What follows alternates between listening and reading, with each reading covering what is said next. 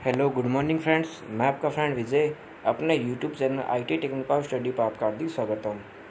Friends, previous class में हमने tense का चैप्टर स्टार्ट किया था। टेंस का चैप्टर में हमने प्रेजेंट सिंपल टेंस कंप्लीट कर लिया था। आज की क्लास में प्रेजेंट कंटिन्यूस टेंस स्टार्ट कर रहे हैं। अगर अभी तक आपने हमारे चैनल को सब्सक्राइब नहीं किया तो चैनल को सब्सक्राइब कर लीजिए और हमारे लेटेस्ट वीडियो की आनंद लेते रहने के लिए सब्सक्राइब बटन के पास लगे बेल आइकन को जरूर दबाइए ताकि आपको हमारी नई वीडियो की नोटिफिकेशन सबसे पहले मिल सके। तो फ्रेंड्स, शुरू करते हैं आज की क्लास। फ्रेंड्स, शुरू करते हैं present continuous tense. Present continuous tense का प्रयोग किसके लिए करते हैं तो हम देख लेते हैं प्रेजेंट कंटिन्यूस टेंस का यूज किसके लिए करते हैं। तो फ्रेंड्स, प्रेजेंट कंटिन्यूस टेंस जो होता है ये किसका पार्ट है? ये प्रेजेंट टेंस का ही पार्ट है। प्रेजेंट कंटिन्यूस टेंस जो है प्रेजेंट टेंस का ही पार्ट है। प्रेजेंट टेंस के 4 पार्ट होते हैं। कौन कौन से? Present simple, present continuous, present perfect और प्रेजेंट परफेक्ट कंटिन्यूस टेंस होता है। ठीक है, तो हमने प्रेजेंट सिंपल कर लिया था प्रीवियस क्लास में। आज हम शुरू कर रहे हैं प्रेजेंट कंटिन्यूस टेंस। तो प्रेजेंट कंटिन्यूस टेंस का उपयोग किसके लिए करते हैं? तो प्रेजेंट टेंस का इस टेंस का उपयोग हम ऐसे कार्यों के लिए करते हैं जो कि जारी रहे, कंटिन्यूस। जैसे कि नाम से हमारे को पता चल रहा है कि कंटिन्यूस का मतलब कोई चीज़ क्या रह रही, जारी रह रही है। कोई काम वर्तमान में जारी रह रहा है तो उसके लिए हम कंटिन्यूस टेंस का यूज करते हैं। अब इसका हम नेक्स्ट फॉर्मूला देख लेते हैं कि फॉर्मूला इसका क्या होता है। फ्रेंड्स, ये फॉर्मूला किसके लिए? फॉर्मूला इसके लिए कि हमारे को स्ट्रक्चर पता चल सके फॉर्मूले की, सेंटेंस किस टाइप से बन रहा है। ठीक है, मेनली तो उसमें हमारे को ये वर्ब का ही ध्यान रखना होगा। ठीक है, ये चीज़, ये इसको हम क्या बोलते हैं? Helping verb. ठीक है, ये इज जो होती है इसको हम क्या बोलते हैं? Helping verb. और ये वर्ब की फर्स्ट फॉर्म ING, इसको क्या बोलते हैं? मेन वर्ब बोलते हैं। ठीक है, तो इसके बारे में हम डिटेल से देख लेते हैं। तो ये हमारे पास सबसे पहले हमारे पास फॉर्मूला देख लेते हैं। सबसे पहले हमारे पास में क्या होता है? सब्जेक्ट। सब्जेक्ट क्या होता है? जो किसी काम को करने का कार्य करता है। ठीक है, सब्जेक्ट। उसके बाद में ये इज में, ठीक है, ये किसके लिए लगता है? ये कंटिन्यूस टेंस है, तो कंटिन्यूस टेंस में ये इज जो होती है ये हेल्पिंग वर्ब होती है। ठीक है, इसको हम क्या बोलते हैं फ्रेंड्स? हेल्पिंग वर्ब बोलते हैं। प्रेजेंट सिंपल टेंस में किसी तरह की हेल्पिंग वर्ब का यूज नहीं करते, लेकिन प्रेजेंट कंटिन्यूस टेंस में हम क्या करते हैं? हेल्पिंग वर्ब का यूज करते हैं। ठीक है, हेल्पिंग वर्ब इज होती है। ठीक है, तो इज किस में यूज करेंगे तो वो आगे हम देखेंगे। ठीक है, तो हेल्पिंग वर्ब कौन सी होती है? इज वाजवर, ये सारी हेल्पिंग वर्ब होती है। उसके अलावा हैजेव है, ठीक है, विल सेल है, ये भी सारी हेल्पिंग वर्ब होती है। ठीक है, तो हमारे को इज ये क्या दे रखी है? हेल्पिंग वर्ब दे रखी है। उसके बाद में वर्ब की फर्स्ट फॉर्म ING, तो ये वर्ब की फर्स्ट फॉर्म कौन सी है? ये मेन वर्ब है। मेन वर्ब का मतलब क्या होती है? जो कि मुख्य क्रिया होती है, जो कि किसी कार्य को करने का काम करती है। ठीक है, तो मेन वर्ब ये होती है। उसके बाद में ये हमारे पास में ऑब्जेक्ट। ऑब्जेक्ट यानी कि वस्तु या फिर कोई भी चीज़ हो सकती है। ठीक है, ऑब्जेक्ट। तो मेन हमारे को ये हेल्पिंग वर्ब और मेन वर्ब का ही ध्यान रखना होगा सेंटेंस में। ठीक है, हमारे को सेंटेंस पूरा दे रखा हुआ है, लेकिन हमारे को एग्जाम में correct form of the verb पूछी जाती है, तो हमारे को उसमें हेल्पिंग वर्ब और मेन वर्ब के बारे में पूछा जाता है कि हेल्पिंग वर्ब कैसे होगी। इसके बारे में अगर आपको आगे मैं सेंटेंस में बता दूंगा तो आपको समझ में आ जाएगा। ठीक है, तो एग्जाम्पल में हम डिटेल से देखेंगे इसके बारे में। तो हम सबसे पहले इस सेंटेंस का यूजेस देख लेते हैं कि हमारे को सेंटेंस में कैसे पता चलेगा। कोई सेंटेंस दे करके हमारे को एग्जाम में ऐसे तो लिखाएगा नहीं कि प्रेजेंट कंटिन्यूस टेंस है, ये नहीं। हमारे को कुछ ना कुछ पहचान दे रखी होगी, उसको उससे रिलेटेड हमारे को देखना है। ठीक है, तो उसके रिलेटेड हमारे को कुछ वर्ड दे रखे होंगे, तो उसी से हमारे को टेंस की पहचान करनी है कि ये प्रेजेंट कंटिन्यूस टेंस है या कौन सा टेंस है। ठीक है, तो हमारे सबसे पहले इसमें यूजेस दे रखा है, तो यूजेस देख लेते हैं। तो यूजेस में सबसे पहले हमारे को कुछ वर्ड दे रखे हैं, जैसे कि now, at present, at the moment, this morning, currently, this evening. ठीक है फ्रेंड्स, तो यहाँ पर दिस मॉर्निंग के अलावा दिस वीक भी हो सकता है, दिस डे भी हो सकता है, दिस मंथ भी हो सकता है, दिस इवनिंग भी हो सकता है। ठीक है, तो वो कोई दिक्कत वाली बात नहीं। ठीक है, तो ये हमारे को कुछ वर्ड दे रखे होंगे, तो इन वर्डों का हमारे को ध्यान रखना है। ठीक है, तो इन वर्डों से हमारे पता चलेगा कि ये चीज़ है। ठीक है, तो वर्ड कौन कौन से दे रखे होंगे? नाउ। नाउ का मतलब क्या था? अभी। At present, at the moment, this morning, currently, this morning. ठीक है, तो ये सारे वर्ड दिए हो सकते हैं हमारे को एक सेंटेंस में, तभी हमारे को पता चलेगा कि ये प्रेजेंट कंटिन्यूस टेंस है।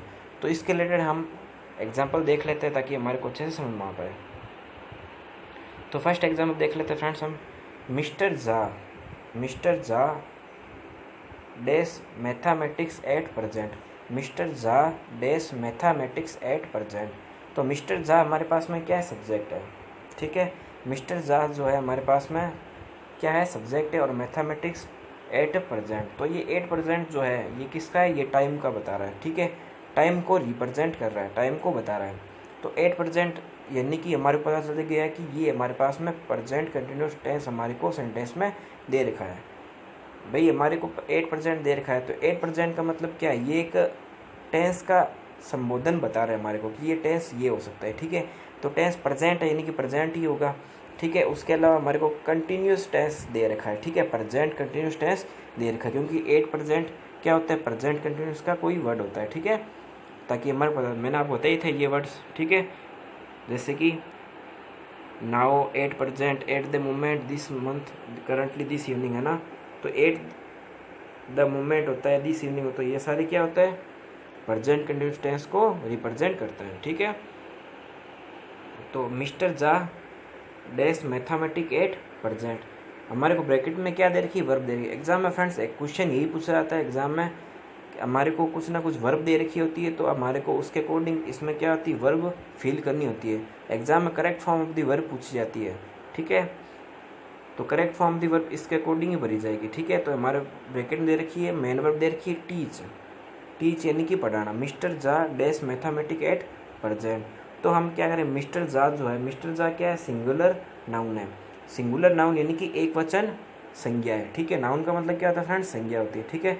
तो मिस्टर जा जो है सिंगुलर नाउन है फ्रेंड्स। सिंगुलर नाउन जो भी होती है उसके लिए हम किसका यूज करते हैं, इज का यूज करेंगे, ठीक है। सिंगुलर नाउन जो होती है उसके लिए इज का यूज करेंगे। उसके अलावा जो प्लूरल नाउन होती है उसके लिए आर एम का यूज करते हैं, ठीक है। जैसे कि हम यूज करते हैं, जैसे वी जो होती है, जैसे हम यूज करते हैं सब्जेक्ट जो होता है, अगर मान लो वी होता है तो वी के साथ किसका यूज करते हैं, आर का यूज करते हैं, ठीक है। जैसे मान लो आई आ जाए तो आई के बाद में किस हेल्पिंग वर्ब को यूज करते हैं, एम का करते हैं, ठीक है फ्रेंड्स। उम्मीद है आपको अच्छे समझ में होगा, ठीक है। तो वी आर, ठीक है, तो ये आर हमारे पास क्या होगी, हेल्पिंग वर्ब हो गई, और आई के साथ में एम, तो एम हमारे पास में क्या होगी, हेल्पिंग वर्ब हो गई, ठीक है।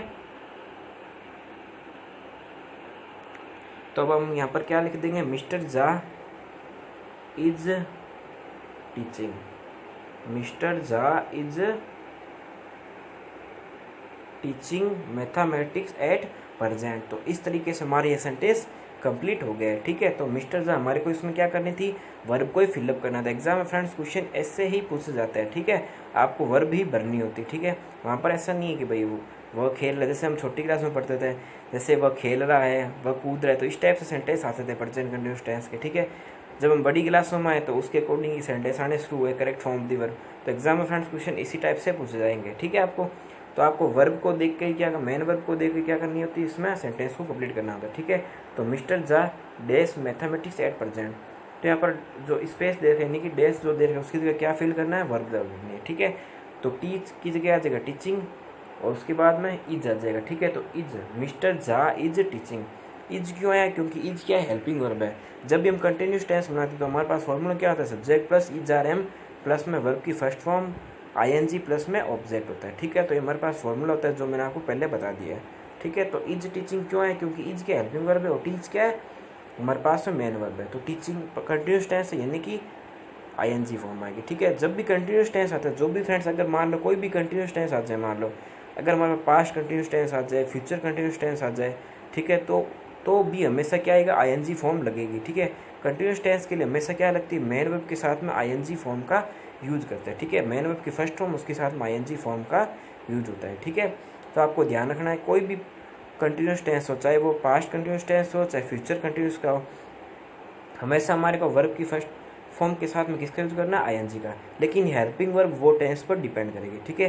हेल्पिंग वर्ब जैसे कि इज है, ठीक है, तो हेल्पिंग वर्ब जो कि वो टेंस पर डिपेंड करेगी, ठीक है फ्रेंड्स। तो यहाँ पर हमारे पास में प्रेजेंट कंटिन्यूस टेंस दे रखा है, तो यहाँ पर क्या आएगा, इज टीचिंग आएगा। उम्मीद है फ्रेंड्स आपको सेंटेंस अच्छे से समझ में आएगा। अगर फिर भी आपको कोई दिक्कत लगे तो आप मुझे कमेंट करके जरूर बता सकते हैं, ठीक है। अगर फ्रेंड्स आपको वीडियो पसंद आए तो वीडियो को लाइक जरूर कीजिए और कमेंट करके जरूर बताइएगा कि आपको वीडियो कैसा लगा, ठीक है फ्रेंड्स। अब नेक्स्ट देख लेते हैं, next sentence, he dash a novel now, novel यानी कि उपन्यास, ठीक है। He dash a novel now, तो ब्रैकेट हमारे को मेन वर्ब कौन सी दे रखी, रीड, रीड यानी कि पढ़ना। ही ए नोवेल नाउ, तो नाउ क्या है, नाउ क्या कर रहा है, हमारे को टाइम को रिप्रेजेंट कर रहा है। नाउ यानी कि अभी नाउ क्या कर रहा है, टाइम को रिप्रेजेंट कर रहा है, यानी कि ये प्रेजेंट कंटिन्यूस टेंस है, ठीक है। तो ही डैश ए नोवेल नाउ, तो हम ही के बाद क्या लगाएंगे, हेल्पिंग वर्ब इज,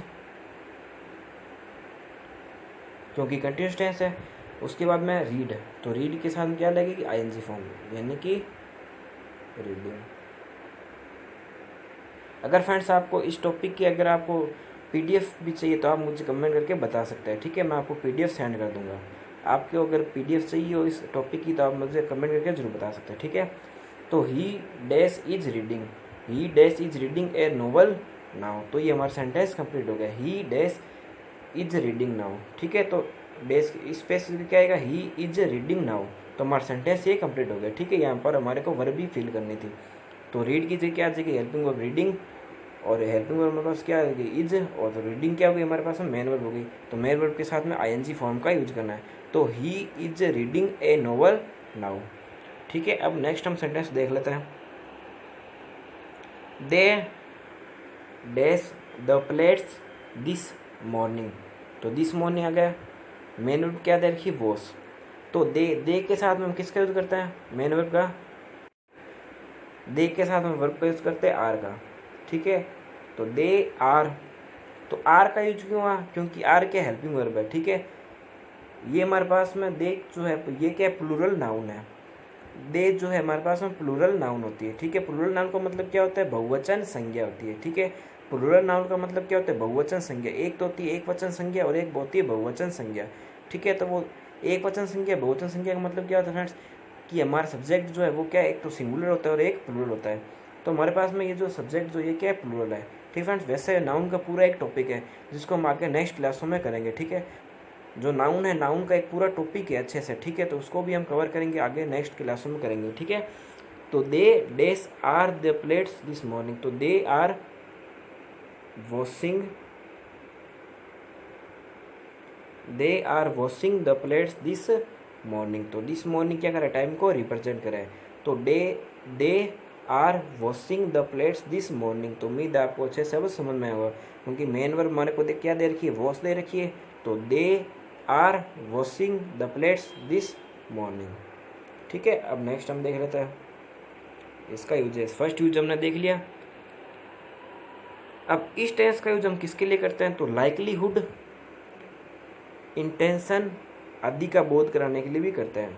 फ्रेंड्स यहाँ पर हमारे को दे रखा है लाइकलीहुड, ठीक है। तो लाइकलीहुड क्या चीज़ होती है, लाइकलीहुड का मतलब होता है फ्रेंड्स संभावना होती है, ठीक है। लाइकलीहुड का मतलब क्या होता है, संभावना। उसके अलावा इंटेंशन, इंटेंशन का मतलब क्या होता है, इरादा, कोई चीज़ का इरादा होता है, जैसे मेरे काम करने का इरादा है, ठीक है, तो वो चीज़ लाइकलीहुड यानी कि संभावना, कोई चीज़ होने, काम होने की संभावना है, ठीक है, तो उसके लिए, ठीक है। तो ये सारे हमारे को दे रखे हैं।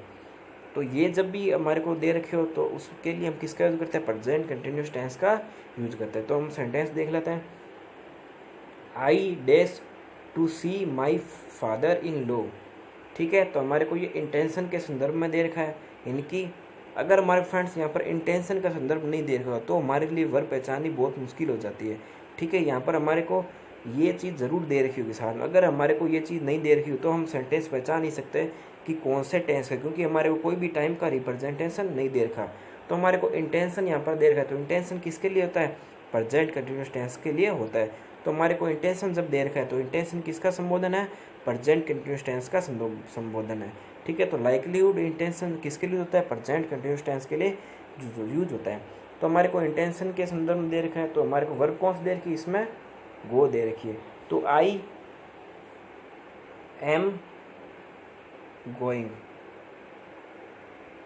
आई am going to see my father in law, ठीक है। तो अब ये हमारा सेंटेंस कंप्लीट हो गया। आई के साथ हम किसका यूज करते हैं, एम का, तो आई एम गोइंग, गोइंग क्या है, गो क्या है हमारे पास में, मेन वर्ब, उसके साथ में आईएनजी फॉर्म। तो I am going to see my father in law, bracket हमारे वर्ब कौन सी देगी, गो, तो ये किसके संदर्भ में दे रखा था, इंटेंशन के संदर्भ में, ठीक है। तो मैं जा रहा हूँ अपने फादर इन लॉ यानी कि ससुर जी को देखने के लिए, ठीक है, मैं अपने ससुर जी को देखने के लिए जा रहा हूँ। तो फादर इन लॉ का मतलब क्या होता है, ससुर जी होता है, ठीक है। नेक्स्ट सेंटेंस हमारा दे रखा है, ही डैश टू सी गो, तो ये किसके संदर्भ में दे रखा है, लाइकलीहुड यानी कि संभावना के संदर्भ में।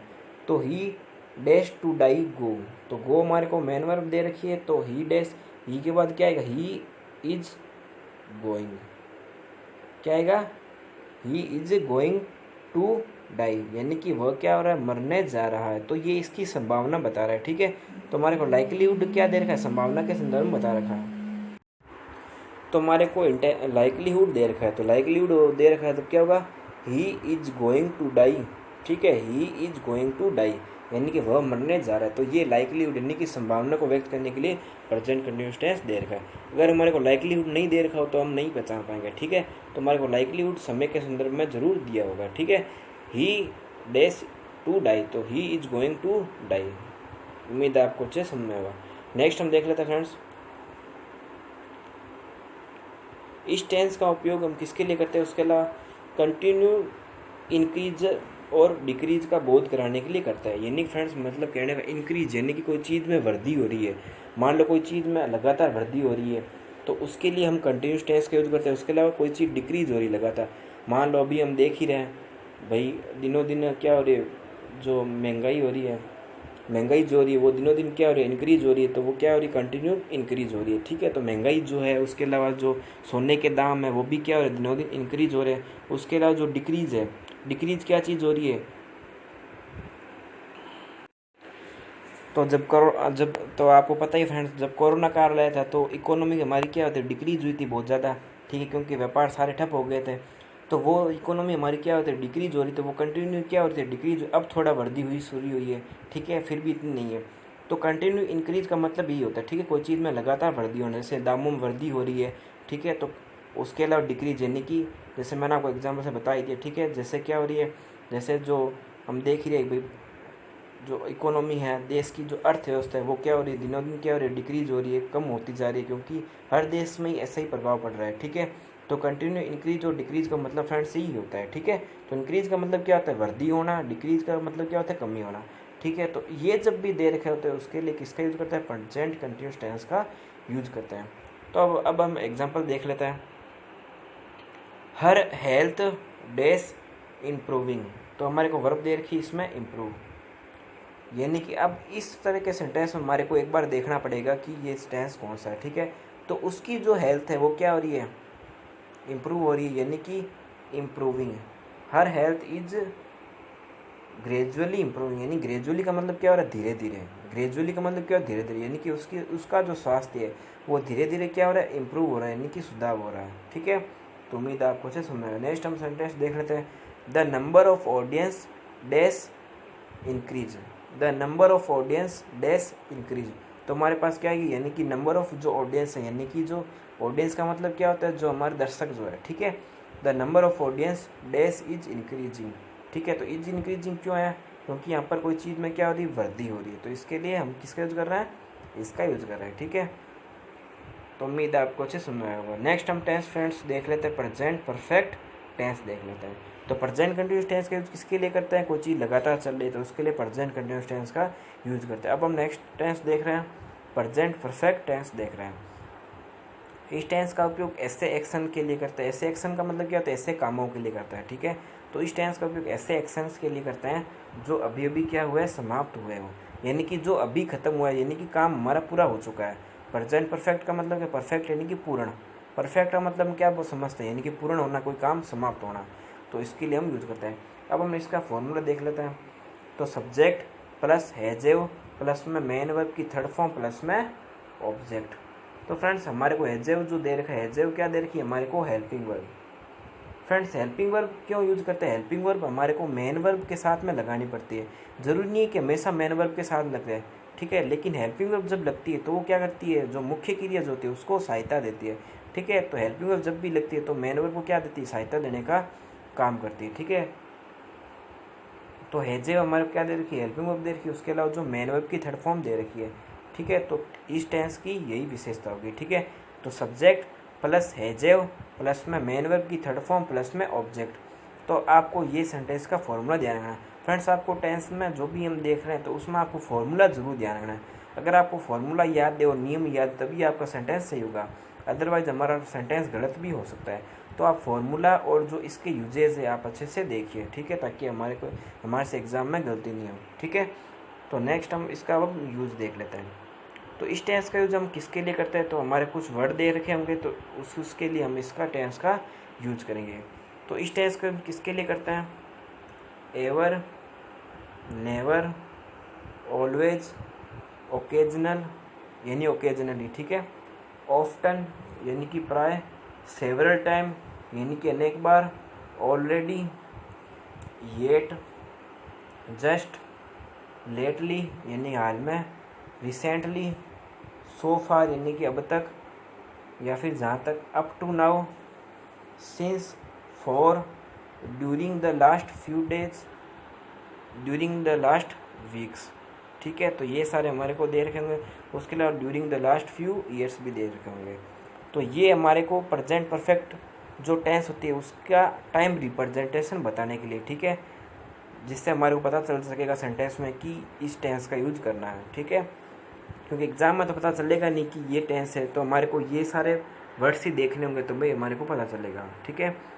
तो ever, never, always, occasionally, often, several time, already, yet, just, lately, recently, so far, up to now, since, for, during the last few weeks, during the last few years. तो ये सारे हमारे को टाइम रिप्रेजेंटेशन बताने के लिए words दे रखे हैं, ठीक है। तो ये सारे एग्जाम में आपको पूछे जा सकते हैं। इससे रिलेटेड कोई भी सेंटेंस में एक ये वर्ड्स डाल सकते हैं, ठीक है। तो अब हम इससे रिलेटेड एग्जाम्पल को देख लेते हैं। ही डैश रिसेंटली, ठीक है। तो रिसेंटली किसका संबोधन है? प्रेजेंट परफेक्ट टेंस का संबोधन है। तो हमारे को मेन वर्ब कौन सी दे रखी? कम। तो ही डैश रिसेंटली, तो ब्रैकेट दे रखा हमारे को कम। तब हम किसका यूज करेंगे? तो यहाँ पर ही के साथ में हैज की। तो अगर हमारे को प्लूरल नाउन दे रखी होती है, ठीक है, अगर हमारे को प्लूरल नाउन दे रखी होती है तो हम उसके साथ में, तो प्लूरल नाउन की हमारे को क्या विशेषता दे रखी होती है? प्लूरल नाउन कौन कौन सी होती है? आई, वी, यू, दे। तो ये सारी क्या होती है? प्लूरल नाउन होती है, यानी कि बहुवचन संज्ञा होती है। आई, वी, यू, दे, ये सारी क्या होती है? प्लूरल नाउन होती है। उसके अलावा जो ही, सी, इट जो होता है वो क्या होती है? सिंगुलर नाउन, यानी कि एक वचन संज्ञा होती है, ठीक है। तो प्लूरल नाउन जो होती है यानी कि आई, वी, यू, दे, तो उसके साथ हमारे किसका यूज करना है? हैव प्लस में वर्ब की थर्ड फॉर्म का यूज करना है, यानी कि हेल्पिंग वर्ब हमारी कौन सी आएगी? हैव आएगी। हेल्पिंग वर्ब ये हैव, ठीक है। उसके अलावा मेन वर्ब की थर्ड फॉर्म का यूज करना ही है। अगर हमारे को सब्जेक्ट कौन सा दे रखा हो? ही, सी, इट दे रखा हो या फिर कोई नाम दे रखा हो तो वो क्या होती है? सिंगुलर नाउन होती है। तो उसके साथ में हैज का यूज करना है, ठीक है फ्रेंड्स। अब हम सेंटेंस को देख लेते हैं किस टाइप से सेंटेंस बनेगा। ही डैश रिसेंटली, तो हमारे को कम दे रखी है मेन वर्ब, तो इसके साथ किसका यूज करेंगे? ही नहीं होगा, ही हैज होगा, ठीक है, क्योंकि हम किसका यूज कर रहे हैं? प्रेजेंट परफेक्ट कर रहे हैं। तो ही हैज कम दे रखा है, तो ही हैज कम। तो कम की अगर हम थर्ड फॉर्म लगा रहे हैं, ठीक है, तो कम, केम, कम, तो ये तीन फॉर्म होती है कम की, ठीक है। कम यानी कि आना, ठीक है। कम का मतलब क्या होता है? आना। कोई चीज़ आती है ना, जैसे हम बाजार से लौट के आए तो वो क्या होता है? कम होती है, ठीक है। तो कम क्या होती है? एक वर्ब होती है, मेन वर्ब है, ठीक है। तो कम, केम, कम, तो कम फर्स्ट फॉर्म है। केम क्या है? केम CAME होता है, ठीक है। कम मतलब क्या होता है? COME, कम होता है। CAME इसकी सेकेंड फॉर्म होती है। थर्ड फॉर्म क्या होती है इसकी? कम ही होती है, ठीक है। कम, केम, कम होती है, ठीक है। तो ही हैज कम, ठीक है। तो he has come recently, he has come recently. तो इस तरीके से हमारा सेंटेंस कंप्लीट हो गया। नेक्स्ट हम देख लेते हैं सी डैश येट, ब्रैकेट हमारा दे रखा है नोट गो। तो ये एक तरह का कौन सा सेंटेंस है? ये एक तरह का नेगेटिव सेंटेंस, क्योंकि हमारे को नोट दे रखा है। अगर फ्रेंड्स जब भी इस तरह का सेंटेंस है तो हमारे को नोट हमेशा तीसरे स्थान पर यूज करना है, ठीक है। तीसरे स्थान पर नोट यूज करना है। कैसे करना है? जैसे हमारे को सब्जेक्ट दे रखा होगा, सब्जेक्ट के बाद हेल्पिंग वर्ब दे रखी होगी एजेव, उसके बाद में तीसरे स्थान पर नोट का यूज करना है, उसके बाद में मेन वर्ब का यूज करना है, उसके बाद में ऑब्जेक्ट का यूज करना है, ठीक है। तो इस तरीके से हमारे को सेंटेंस करना है, ठीक है। तो ये हमारा नेगेटिव सेंटेंस दे रखा है, सब्जेक्ट प्लस हेल्पिंग वर्ब आ जाएगी, उसके अलावा नोट तीसरे स्थान पर आएगा। तो आपको ये ध्यान है, नोट हमेशा तीसरे स्थान पर आएगा। तो उसके अलावा मेन वर्ब की थर्ड फॉर्म आएगी, उसके अलावा ऑब्जेक्ट आएगा, ठीक है। तो हमारे को सेंटेंस दे रखा है, तो अभी सेंटेंस को हम देख लेते हैं। तो सी डैश येट, तो सी इज नॉट, गो दे रखा है, तो गो क्या है? वर्ब है, मेन वर्ब है। तो गो की फर्स्ट फॉर्म गो होती है, सेकंड फॉर्म कौन सी होती है? गो वेंट होती है, ठीक है। वेंट क्या होती है? मतलब जाना, गो, वेंट, गोन, ठीक है। तो GO गो, सेकेंड फॉर्म क्या होती है वेंट, थर्ड फॉर्म क्या होती है गोन होती है, ठीक है। तो यहाँ पर किसके होते सॉरी यहाँ पर इज नोट नहीं होगा, ठीक है। यहाँ पर क्या होगा हैज़ का होगा, ठीक है। माफी चाहूँगा फ्रेंड्स, यहाँ पर इज नहीं होगा क्योंकि है इज तो किसके लिए आ गया कंटिन्यूस टेंस के लिए, यहाँ पर हम परफेक्ट टेंस की बात है। तो यहाँ पर क्या आएगा ही हैज़ गोन आएगा, ठीक है friends, he has gone yet. तो इस तरीके से हमारा सेंटेंस कंप्लीट हो गया। सी हैज़ गोन येट यानी कि वह अभी जा चुकी है, ठीक है, वह अभी जा चुकी है, ठीक है। तो यहाँ पर हमारा नेगेटिव सेंटेंस दे रखा तो हम नेगेटिव का तो यूज किया ही नहीं, ठीक है। तो ही सी हैज़ नॉट गोन आ जाएगा, ठीक है, सी हैज़ नॉट गोन आ जाएगा यहाँ पर, ठीक है। तो सेंटेंस हमारा क्या बनेगा सी हैज़ नॉट गॉन येट यानी कि वह अभी तक नहीं गई, यानी कि नेगेटिव सेंटेंस हमारे को दे ही रखा था, नोट दे रखा था, तो इस तरीके से हम बना सकते हैं। तो नेगेटिव जो भी सेंटेंस दे रखा तो हमेशा तीसरे स्थान पर क्या आता है नोट आता है। तो सी हैज़ नॉट गॉन येट, तो ये हमारा सेंटेंस कंप्लीट हो गई, ठीक है। तो अब आपको समझ में आ गया होगा कि प्लूरल नाउन के साथ में किसका यूज करना है। तो प्लूरल नाउन कौन सी होती है आई वी यू दे, ये क्या होती है प्लूरल नाउन होती है। ही सी इट कौन सी नाउन होती है सिंगुलर नाउन होती है, ठीक है। तो ही सी इट क्या होती है सिंगुलर नाउन होती है, तो इसके साथ में हैज का यूज होगा, उसके अलावा जो प्लूरल नाउन उसके साथ में हैव का यूज होगा। नेक्स्ट हम सेंटेंस देख लेते हैं। ही dash in this house for 5 years, he dash in this house for 5 years। तो ये हमारे को टाइम का दे रखा है, संदर्भ दे रखा है, यानी कि जब भी फॉर या सिंस दे रखा हो तो फॉर या सिंस प्रेजेंट परफेक्ट टेंस के लिए आता है, ठीक है। तो ही dash in this house for 5 years यानी कि वह इस घर में रह रहे हैं, यानी कि 5 साल से रह रहे हैं, ठीक है। तो यहाँ पर किससे करेंगे ही हैज लिव दे रखा है,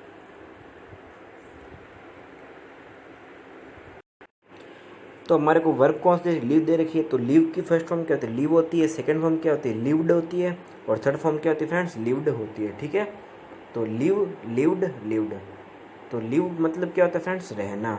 एक वो हम देखते ही है कि जैसे कोई हम मैच देखते हैं तो वहाँ पर हमारे को लिखा होता है कि लाइव लिखा होता है, ठीक है, वो क्या होता है लाइव, वो आंखों देखा हाल, वो एक अलग चीज़ है, वो कोई चीज़ ये किसके संदर्भ में आती है, ये कोई चीज़ हमारे को अभी वर्तमान में चल रही है उसके लिए आती है, तो उस इसको हम बोलते हैं लाइव बोलते हैं इसको, ठीक है, इसको हम क्या बोलते हैं लाइव बोलते हैं। यहाँ पर ये आया, यहाँ पर स्पेलिंग फ्रेंड्स सेम ही है, ठीक है। तो इंग्लिश में यही सबसे बड़ी प्रॉब्लम होती है, ठीक है।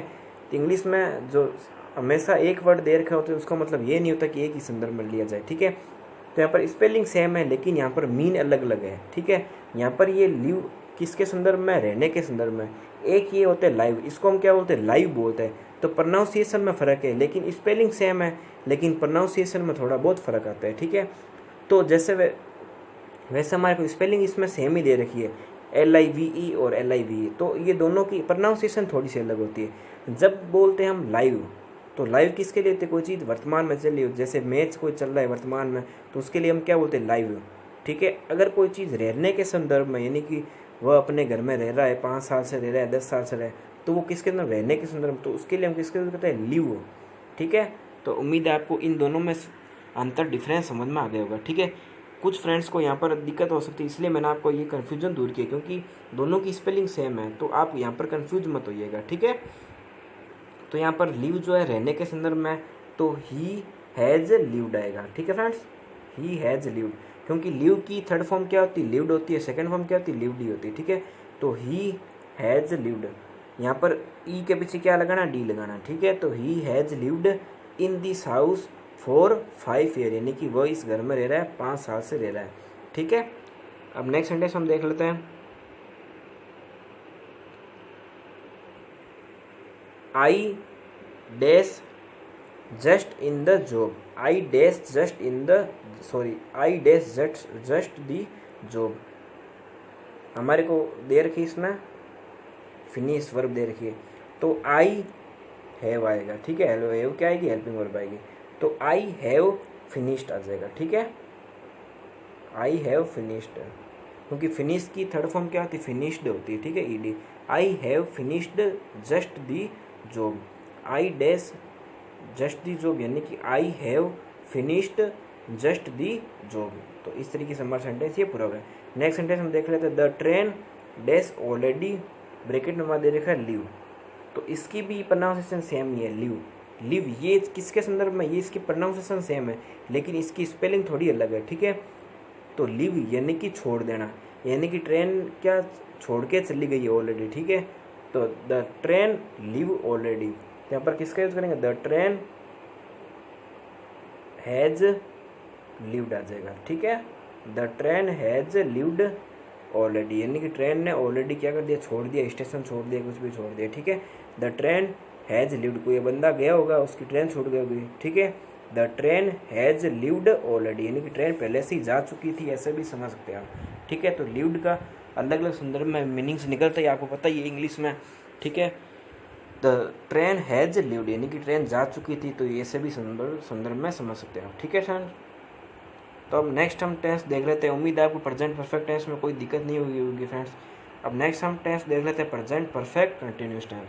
तो प्रेजेंट परफेक्ट टेंस का यूज इसीलिए करते हैं, तो इस टेंस का ऐसे कार्य को लेकर करते हैं जो पास्ट में प्रारंभ हुए और प्रेजेंट टाइम में भी क्या है, जारी हुए। कंटिन्यूस का मतलब क्या होता है, कोई चीज़ जारी रह रही, यानी कि वो प्रेजेंट में चालू हुई, यानी वो पास्ट टाइम में चालू हुई और प्रेजेंट टाइम में भी जारी है। तो उसके लिए हम किसका यूज करते हैं, प्रेजेंट परफेक्ट कंटिन्यूस टेंस का यूज करते हैं, ठीक है। तो कोई कार्य पास्ट में शुरू हुआ और प्रेजेंट टाइम में भी जारी होता है, तो उसके लिए हम प्रेजेंट परफेक्ट कंटिन्यूस टेंस का यूज करते हैं। यानी कि कोई काम हमारा मान लो पास्ट टेंस में शुरू हुआ है, ठीक है, पास्ट टेंस में प्रारंभ हुआ, यानी कि कोई बीते, यानी मैंने कहा मान लो मैंने कल क्या वो पढ़ाना शुरू किया, ठीक है, और वर्तमान में अभी भी पढ़ा रहा हूँ, तो ये कार्य मेरा अभी तक चल रहा है, तो इसको हम किसके संदर्भ में ले सकते हैं, प्रेजेंट परफेक्ट कंटिन्यूस के संदर्भ में ले सकते हैं। तो इसका हम फॉर्मूला देख लेते हैं फ्रेंड्स। तो इसका फॉर्मूला होता है subject plus has been have been plus में मेन वर्ब की फर्स्ट फॉर्म आईएनजी प्लस में ऑब्जेक्ट, उसके अलावा सिंस फॉर दिया होगा, ठीक है। तो सिंस फॉर ये टाइम को रिप्रेजेंट करने के लिए, ठीक है। तो सिंस फॉर जब भी दे रखा हो तो आप समझ जाइएगा कि ये कौन सा टेंस है, तो ये टेंस होगा परफेक्ट कंटिन्यूस होगा, ठीक है। तो अब हम हमारे को देखनी इसमें कि कैसे पता चलेगा कि ये प्रेजेंट परफेक्ट कंटिन्यूस टेंस है, ठीक है। तो अब हम एग्जांपल देख लेते हैं इसके लिए, ठीक है। तो she dash a novel since morning, यानी कि उसने कोई नोवेल पढ़ा है, लड़की है कोई, ठीक है, लड़की ने एक क्या पढ़ा है, नोवेल पढ़ा है, उसने एक नोवेल पढ़ा है सिंस मॉर्निंग, यानी कि वो पढ़ रही है, ये काम उसका वर्तमान में भी जारी है। सी ए नोवेल सिंस मॉर्निंग, ठीक है। तो सिंस मॉर्निंग टाइम का रिप्रेजेंटेशन है, यहाँ पर हमारे को वर्ब कौन सी दे रखी है, रीड दे रखी है, तो सी हैज बीन रीडिंग आ जाएगा, ठीक है फ्रेंड्स। तो she has been reading a novel since morning. तो इस तरीके से हमारी सेंटेंस कंप्लीट हुआ है। आपको पहचान इस तरीके से ही करनी है, जब भी हमारे को टाइम प्रेजेंट सिंस फॉर के अलावा कोई टाइम दे रखा हो तभी हम पहचानेंगे कि ये कौन सा टेंस है, प्रेजेंट परफेक्ट कंटिन्यूस टेंस है। यहाँ पर फ्रेंड्स मैं आपको थोड़ा अंतर बताता हूँ परफेक्ट टेंस और परफेक्ट कंटिन्यूस टेंस में। परफेक्ट टेंस में भी हमारे को सिंस फॉर दे रखा था, लेकिन हमारे को साथ में टाइम नहीं दे रखा था उसमें, ठीक है। तो आपको ये चीज़ का इसमें थोड़ा ध्यान रखना है, ठीक है। परफेक्ट टेंस में हमारे को सिंस फॉर दे रखा था, हमारे को फोर सिंस दे रखा था, लेकिन उसके साथ में कोई टाइम नहीं दे रखा था।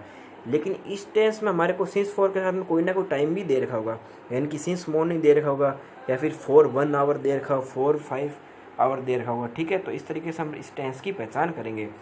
तो she has been reading a novel since morning, तो इस तरीके से हमारा सेंटेंस कंप्लीट हुआ। नेक्स्ट हमारे को दे रखा है he dash English for 1 hour, यानी कि वह इंग्लिश पढ़ रहा है 1 घंटे से। तो लर्न यानी कि सीखना, यानी कि सीखने के संदर्भ में होता है। तो लर्न की सेकेंड फॉर्म क्या होती है, लर्नड, और थर्ड फॉर्म क्या होती है, लर्नड होती है, ठीक है। तो ही हैज बीन